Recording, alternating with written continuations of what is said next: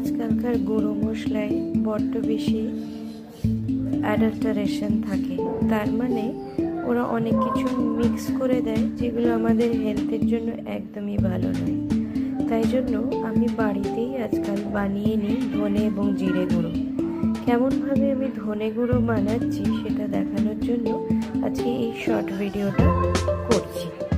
আমি নিয়ে নিয়েছি কার্বন স্টিলের একটা পিৎজা ট্রে, যেটা অনেক সময় আমাদের মাইক্রোওয়েভ ওভেনের সাথে ফ্রিতেই পাওয়া যায়। যদি না পাওয়া যায় অ্যামাজন কিংবা যে কোনো অনলাইন শপিং অ্যাপে এগুলো পাওয়া যায়।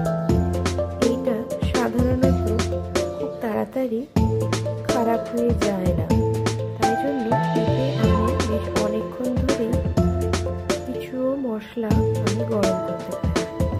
সেই জন্য গ্রসারি শপ থেকে নিয়ে এসেছি 200 গ্রাম মতো ধনে, 200 গোটা ধনে। এরপরে আমি ঢেলে দেব আমার এই কার্বন স্টিল ট্রেটার মধ্যে।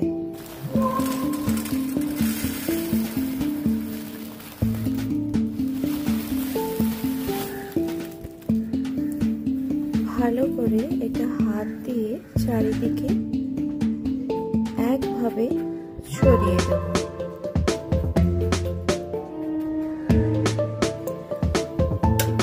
মাইক্রোওয়েভ অন করে দিলাম। ওটা রেডি হয়ে যাওয়ার পরে মাইক্রোওয়েভের মধ্যে আমি এই কার্বন স্টিলের ধনে শুদ্ধ আমি ট্রেটাকে ঢুকিয়ে দিলাম। বন্ধ করে এরপরে আমি টাইমার দেব অ্যাটলিস্ট 5 মিনিট দিয়ে আমি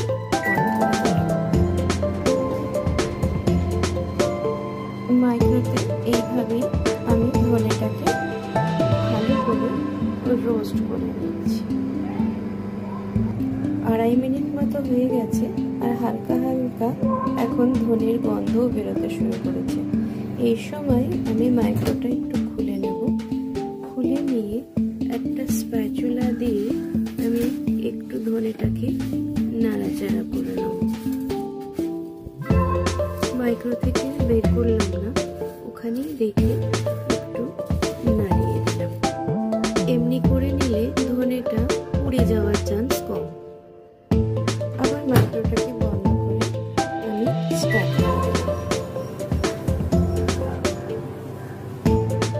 তার মধ্যে দেখো এখানে আমি একটা কাঠের টেবিল ম্যাট রেডি করে রেখেছি। যদিও এটা টেবিল ম্যাট নয় সেটা তোমরা বুঝতে পারছো, তার কারণ হচ্ছে এটা যখন আমার মেয়ে ছোট ছিল তখন এটা ওর বেলুন চাকি ছিল, এইটা দিয়ে ও অনেক রুটি বেলেছে। এখন এটাই না ফেলে দিয়ে আমি আমার টেবিলে গরম কিছু রাখার জন্য ব্যবহার করি।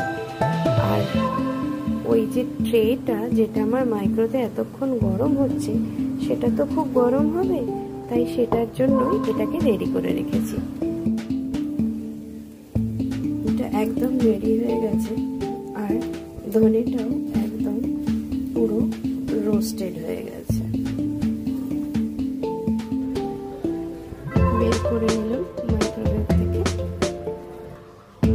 এনে রেখে দিলাম আমার ওই টেবিল ম্যাটের উপরে।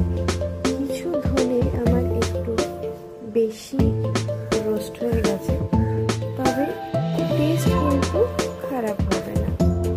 ভালো করে রোস্ট না হলে কিন্তু ধনেটা ভালো করে গুঁড়ো করাও যাবে না। তাই জন্য কয়েকটা একটুখানি পুড়ে গেলেও তোমরা এতটা যদি না করতে চাও তাহলে একটু কম টাইম দিও, তাহলেও হবে। একটুখানি নেড়ে নেড়ে আমি ওটাকে ঠান্ডা করে নেব। ঠান্ডা হয়ে গেলে তারপরে আমি মিক্সিতে দিয়ে গ্রাইন্ড করে রাখবো।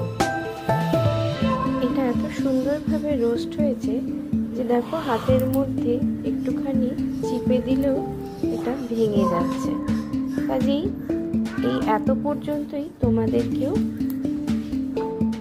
রোস্ট করতে হবে। ধনেটাকে রেডি করে রেখেছি।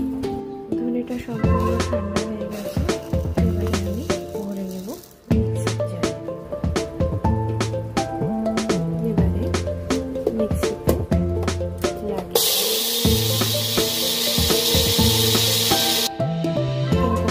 ধনে গুঁড়ো হয়ে একদম রেডি। এবারে এটাকে নিয়ে পুরো জারে ঢেলে দিলেই কাজ শেষ। হোমমেড ধনে গুঁড়ো একদম রেডি। যে কোনো খাবারে এটা ইউজ করা যায়, যেখানে যেখানে আমরা ধনে গুঁড়ো ইউজ করি। ভাজা মশলা বা যে কোনো তরকারিতেও দেওয়া যেতে পারে।